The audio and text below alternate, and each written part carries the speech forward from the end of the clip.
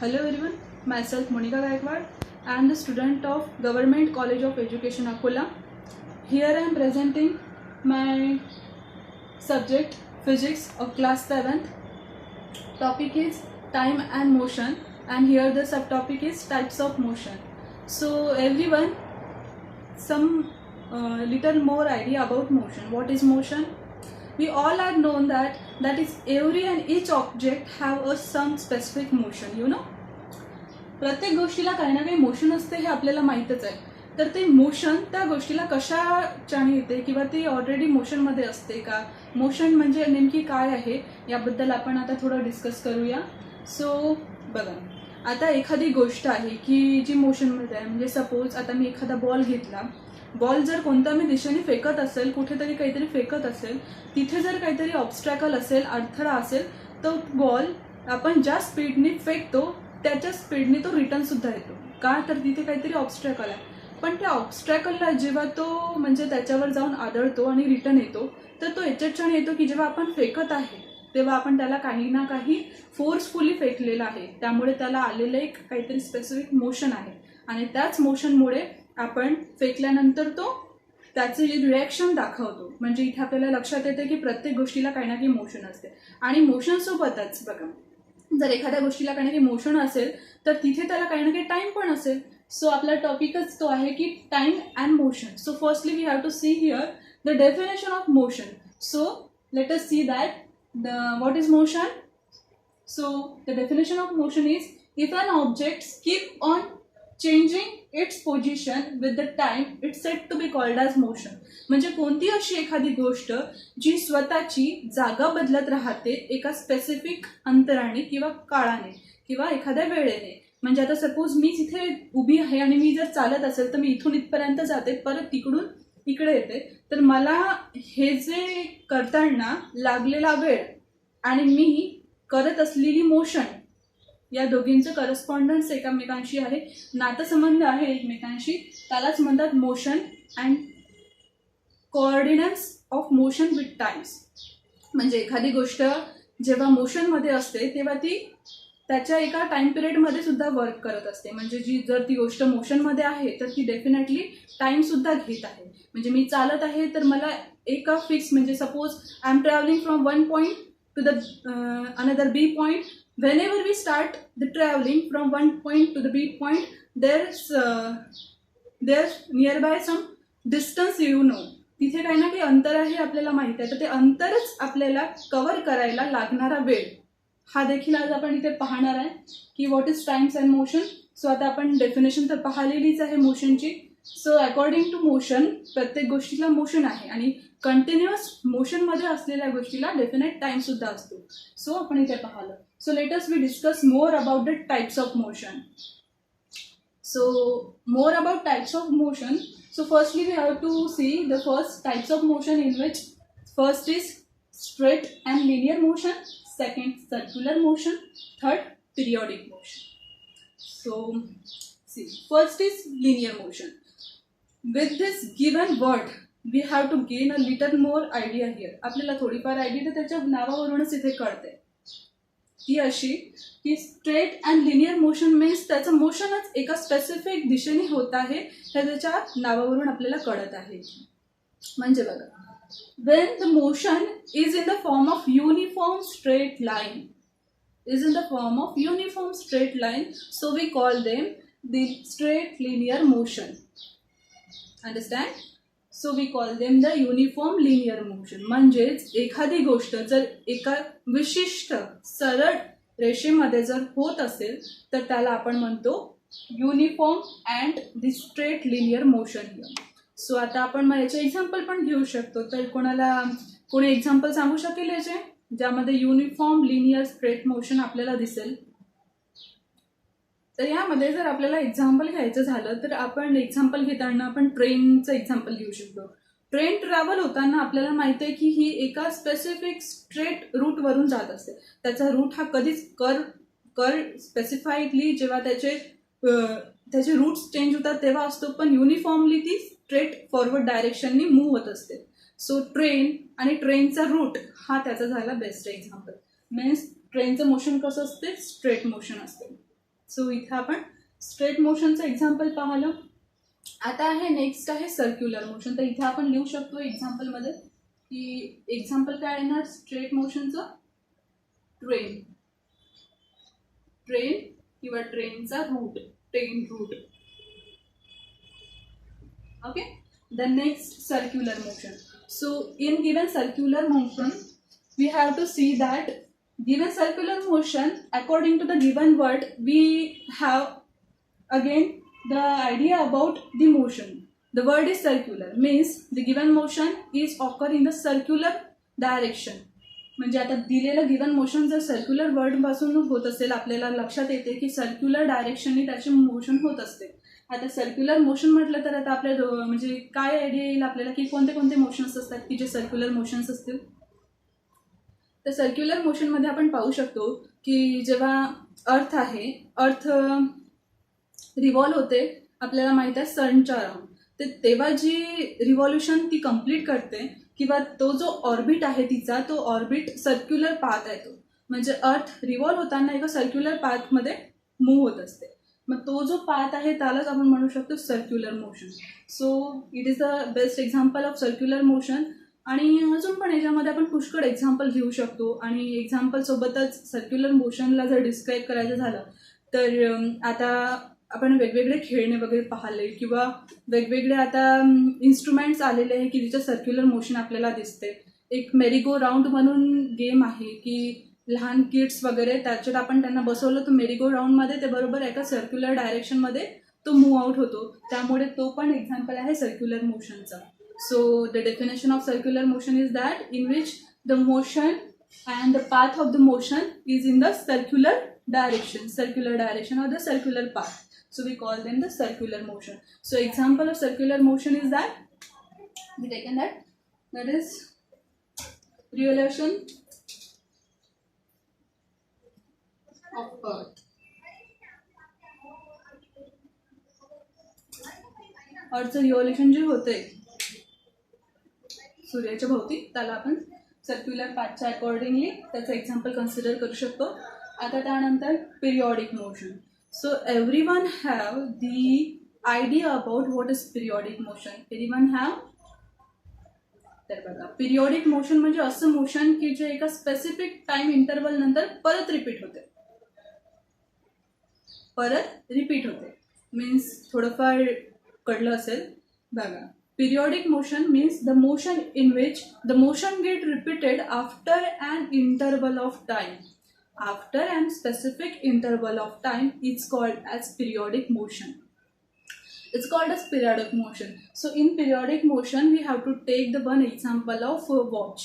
So आता आपल्याला माहिती आहे प्रत्येकाच्या घरी वॉच आहे आणि वॉचमध्ये ज्या वॉचमध्ये पेंडुलम असतो ते याचं बेस्ट एक्झाम्पल होऊ शकतं पिरियॉडिक मोशनचं. कारण की आपण बघतो जेव्हा पेंडुलम वॉचमध्ये पेंडुलम असतो तो एका स्पेसिफिक टाइम इंटरवल नंतर तो एक स्पेसिफिक साऊंड व्हायब्रेट करतो, साऊंड क्रिएट करतो. त्या साऊंडमुळे आपल्याला समजते की आता काहीतरी एक स्पेसिफिक टाइम ओव्हर झालेला आहे, टाइम इंटरवल ओव्हर झालेला आहे. So we call them the periodic motion here. So it is known as the periodic motion. सो आता इथे आपण एक्झाम्पल घेताना पेंडुलम वॉचचं एक्झाम्पल घेऊ शकतो. So, pendulum watch.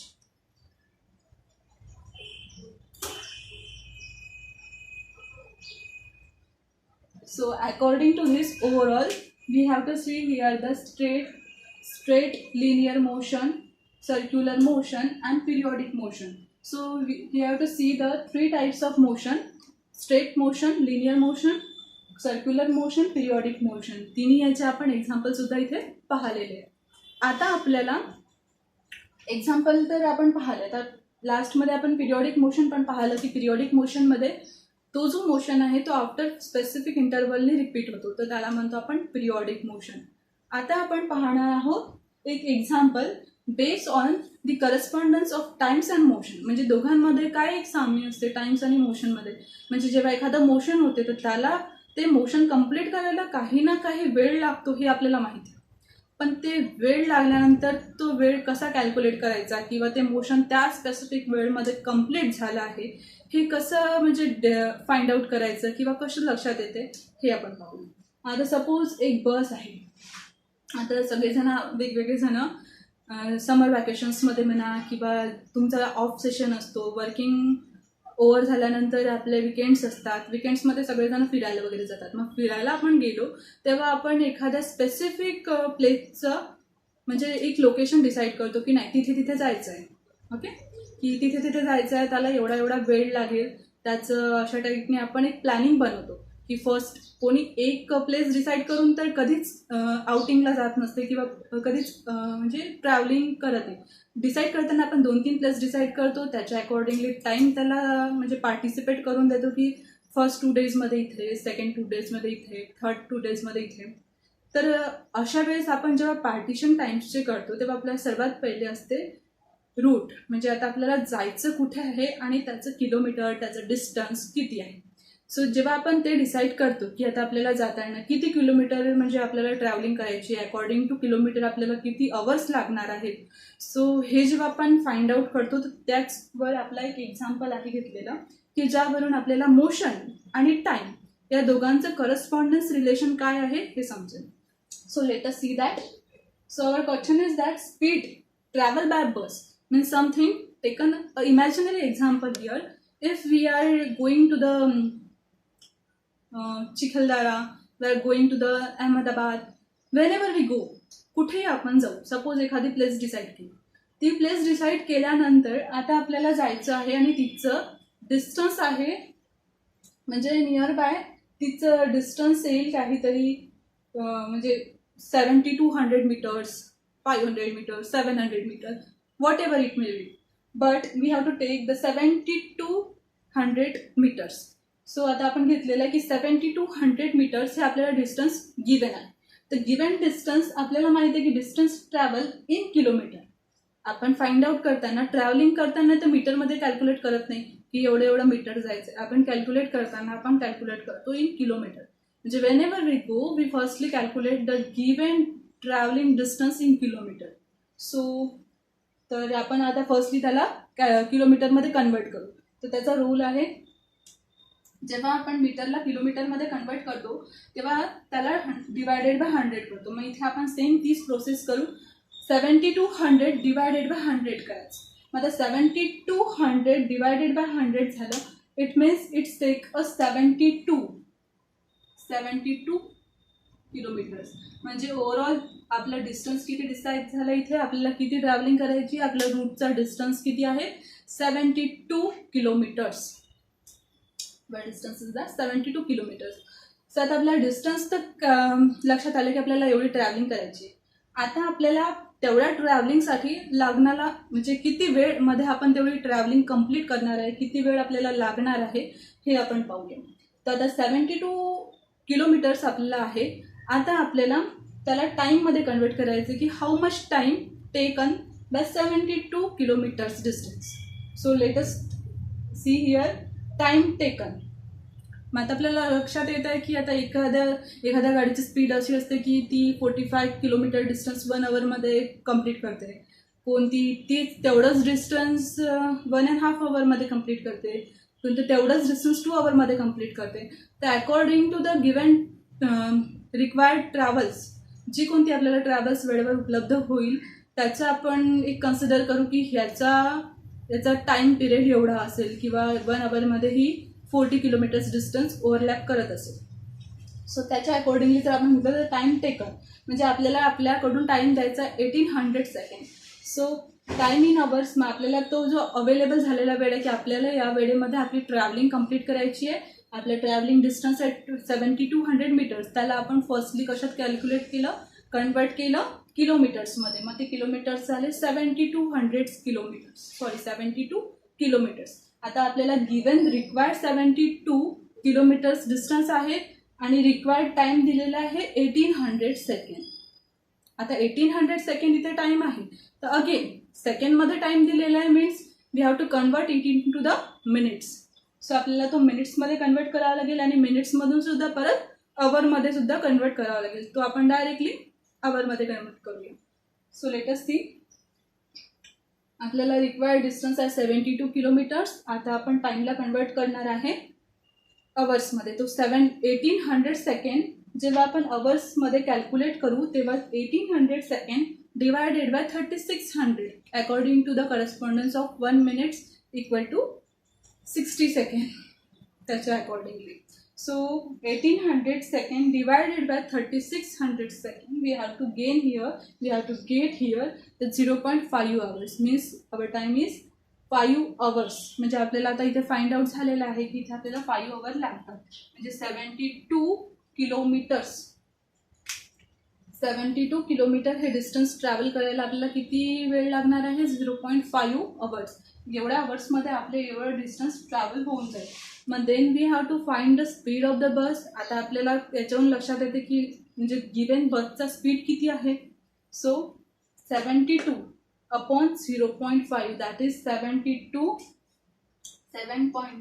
Upon 0.5 is equals to 14.4 kilometre per hour. म्हणजे एका आवरला ती ट्रॅव्हल किती डिस्टन्स कव्हर करणार आहे तर 14.4 किलोमीटर पर आवर. म्हणजे एका आवरमध्ये 14 किलोमीटर डिस्टन्स ती बस ती अवेलेबल ट्रॅव्हल कवर करत जाणार आहे. तर अशा अकॉर्डिंगली आपण इथे कॅल्क्युलेट करू शकतो. आणि आपलं जे रिलेशन आहे टाईम अँड मोशनमध्ये इथे आपल्याला लक्षात येते की टाईम जेव्हा आपण कॅल्क्युलेट करतो तेव्हा त्या स्पेसिफिक टाईममध्ये एक मोशन होत असते आणि त्या मोशनसुद्धा म्हणजे मोशन होताना सुद्धा त्याला एक स्पेसिफिक टाईम लागते. म्हणजे it's alternately coordinate with each others. म्हणजे जर कोणतं मोशन असेल तर ते मोशन कंप्लीट होताना पण टाईम लागते आणि जर कोणतं टाईम अवेलेबल असेल तर त्या टाईम अवेलेबलमध्ये जर कोणतं एखादं मोशन आपण म्हणजे स्टॅबिलिटी नसते. Stable thing it's have the zero acceleration. कोणती स्टेबल गोष्टीला झिरो ॲक्सेलरेशन असते आणि मुव्हिंग याला according to the given situation आपण ॲक्सेलरेट करत असतो. तर त्याच्यानुसार जर वस्तू मोशनमध्ये असेल तर त्याला स्पेसिफिक टाईम इंटरवलसुद्धा असतो. इथे आपण फाइंड आउट केलं. अशा अकॉर्डिंगली टाईम्स अँड मोशन हा टॉपिक आपण इथे पाहिला. आणि या टॉपिकमध्ये आपण फर्स्टली मोशनची डेफिनेशन, देन त्याचे 3 टाईप्स, देन त्याच्या बेसवर एक एक्झाम्पल इथे फाइंड आउट केलेलं आहे. त्याचसोबत हे जे टाईप्स आहे या टाईप्समध्ये सुद्धा मोशनमध्ये सुद्धा टाईमचं रिलेशन कसं कोऑर्डिनेट होत असते. म्हणजे आता समजा इथे आपण घेतलं पिरियॉडिक मोशन. तर पिरियॉडिक मोशनमध्ये देखील फक्त मोशन होत नाही आहे, ते मोशन होताना एका स्पेसिफिक टाईम इंटरवल नंतर ते मोशन क्रिएट होते.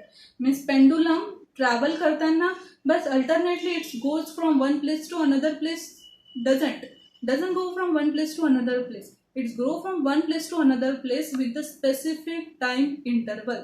म्हणजे तुम्हाला माहीतच आहे जर सकाळी 12 वाजले असेल तर जेव्हा ते म्हणजे 6 आवर्सचा टाईम पिरियड 12 आवर्सचा टाईम पिरियड ओव्हरलॅप करेल, नंतर जेव्हा तो आवर हँड परत 12वर येईल तेव्हाच तो म्हणजे कोणता तरी साऊंड कोणतं तरी व्हायब्रेशन जनरेट करेल, क्रिएट करेल.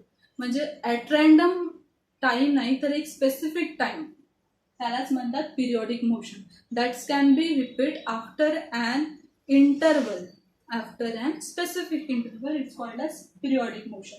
Circular motion. In circular motion, the motion is in the circular form. म्हणजे कोणतीही गोष्ट मूव्ह होत असेल तर ती एका सर्क्युलर ऑर्बिटमध्ये मूव्ह होत आहे. So we call them the circular motion. Then straight linear motion. याच्यामध्ये आपण कशाचं एक्झाम्पल घेतलं, यामध्ये आपण ट्रेनचं एक्झाम्पल घेतलं की जेव्हा आपण ट्रेन पाहतो तर ती एका स्पेसिफिक सेम रूटवरून ट्रॅव्हल होत असते. So we call them the straight linear motion. अशा टाईपने आपण इथे टाईप्स पाहिले. वरती आपण मोशनची डेफिनेशन पाहिली, त्याच्या बेसवर एक ट्रॅव्हलिंगचं एक्झाम्पल पाहिलं, correspondence with motion and Times. It's overall called as the Times and motion. Thank you.